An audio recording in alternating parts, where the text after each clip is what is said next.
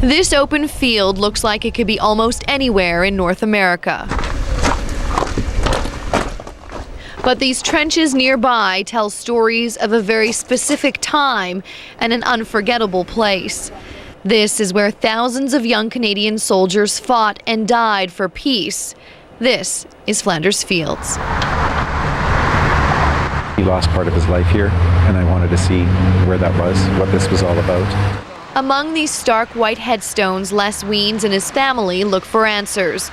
Their father fought in Belgium during the Second World War, and like many other teenage soldiers, he experienced unimaginable horrors.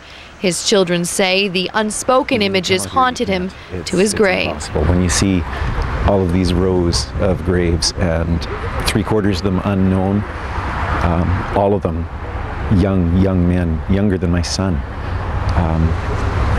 It's hard to describe the emotions. I just thought it'd be important if you wore Dad's shoulder flash in the war. Those emotions carried Les and his sister from Belgium's cemeteries to the starting line of the In Flanders Fields Marathon, running the 26.2-mile course that winds through the battlefields of the war was the perfect tribute to their father. But they weren't the only Canadians who wanted to make a personal sacrifice on this soil.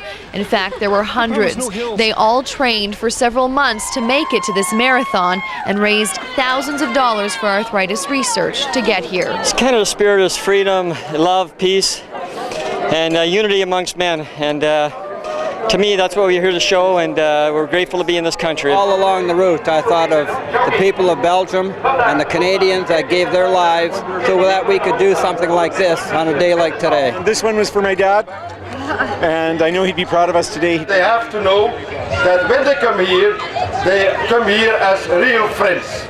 A deep sense of gratitude toward Canada still exists here nearly 6 decades after all the bloodshed ended.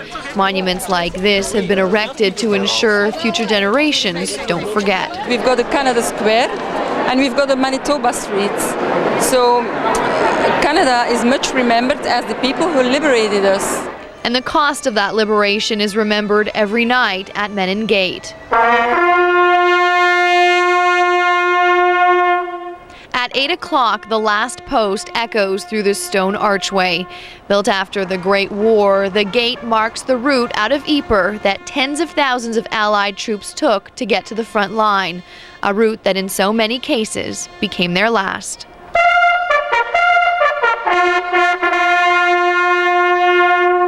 Inscribed on the walls are the names of the soldiers whose bodies were never found, not just Canadians, but thousands of others from around the world.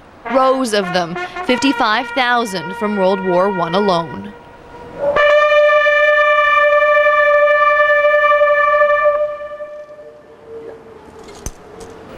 This trip was to honor, to remember, and to understand why so many of our young soldiers gave their lives for freedom. We tried to let him know as much as possible while he was alive that we really respected what he did, but I think by coming here it's a sense of closure on that issue.